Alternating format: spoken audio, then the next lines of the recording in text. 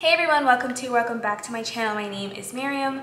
I want to share with you a few ways that I save money in my early 20s.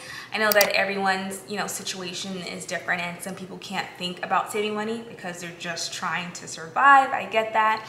But if you're at that point in your life where you want to start saving money, you want to develop good money saving habits, then this is the video for you. I hope you guys enjoy. Income is the biggest factor as to why I'm able to save money. If you don't make money or you don't make enough money, it would be very hard to save, right? I can't save if I don't have money. So if you're finding it very difficult to save money due to your income, you're gonna have to figure out a way to increase your earning potentials. So what does that look like? Maybe finding a new job, right? Maybe earning a certificate, going back to school, going to a boot camp to increase your earning potentials could help. Maybe that's just doing a side hustle, right? If you're good at something, maybe you can teach someone. If you're good at coding, maybe you can be like a coding instructor or like a coding tutor on the side. Maybe you're good at hair, you can do hair on the weekends, something to help you earn extra income so you can save money. Okay, so I have no debt. That's one of the biggest factors. I said income was a big factor. Now, another big factor is I don't have debt. If I don't have debt, I have more money that I can save. I don't even have a car payment. That car that you have been seeing me ride around in my vlogs, that's not even my car. I don't even own that car, actually. I don't have a car of my own. I don't have a car in my name. I did have student loans, but I paid that off within the grace period after I graduated. So I moved to Texas July 2021, and I already had a job in line, and I didn't have any debt. So that helped me compared to my peers. Now, if you've had debt, that's okay.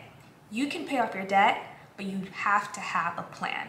So here's what you can do. The first step is to make a list of all your debts. Get a clear understanding of how much you owe, the interest rate of each debt, and the minimum payment due. Then you can look over your budget to determine how much you can realistically add toward extra debt payments. Now, some people like to start with debt that has a higher interest rate. Some people like to start with debt that has, that has a lower interest rate. You do what, works best for you. Maybe you want to start on, the higher end. Maybe you want to start on the lower end. You do your research.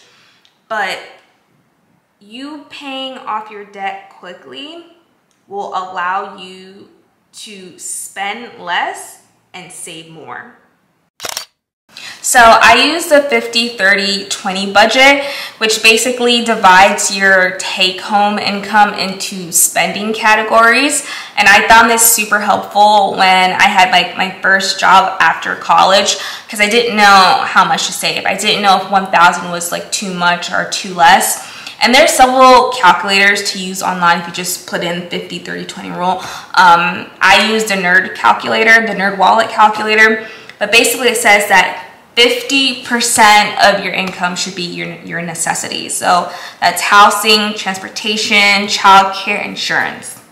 Now 30% should be wants. That's monthly subscriptions, that's entertainment, eating out, anything that is not saving or necessity should be in that 30% category. Now 20% should go towards saving, right? It's all about like the future, right? Saving for the future, saving for an emergency fund, and paying off debt. So that's something that I use, and that link, the Nerd Wallet calculator link, will be in the description box down below. But it's a great starting point if you want to learn how to save and if you're new to it. I find the more friends I have, the more they want to go out, the more I have to spend. I actually don't have a lot of friends, but the friends that I do have, we all like to save money. I remember this one girl in college.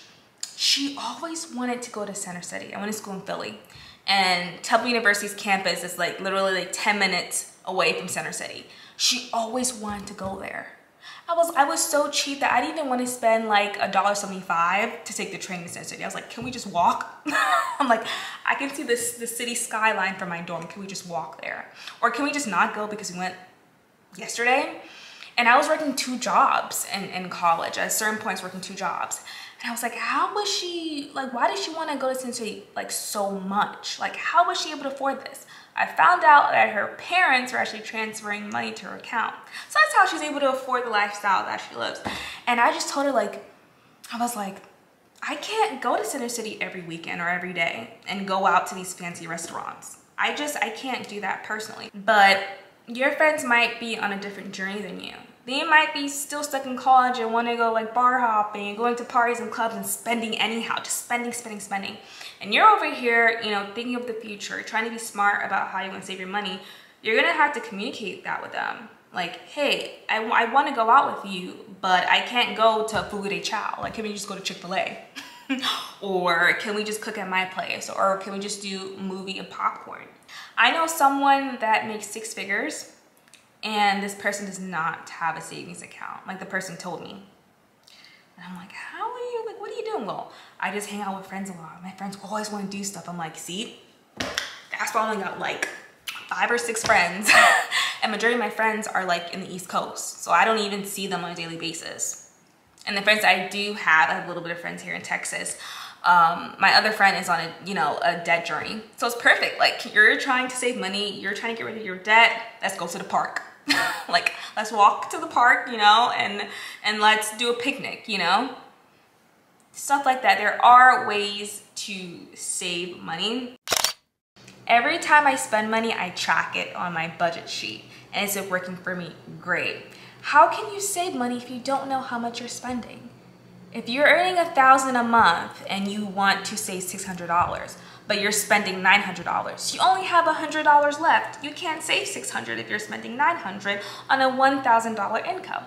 So there's different ways that you can go about this. Again, 50-30-20 rule is a great start. You can download budgeting apps. Mint is a good one, every dollar. You know, just do your research, figure out which one's best for you, but you can always get an app.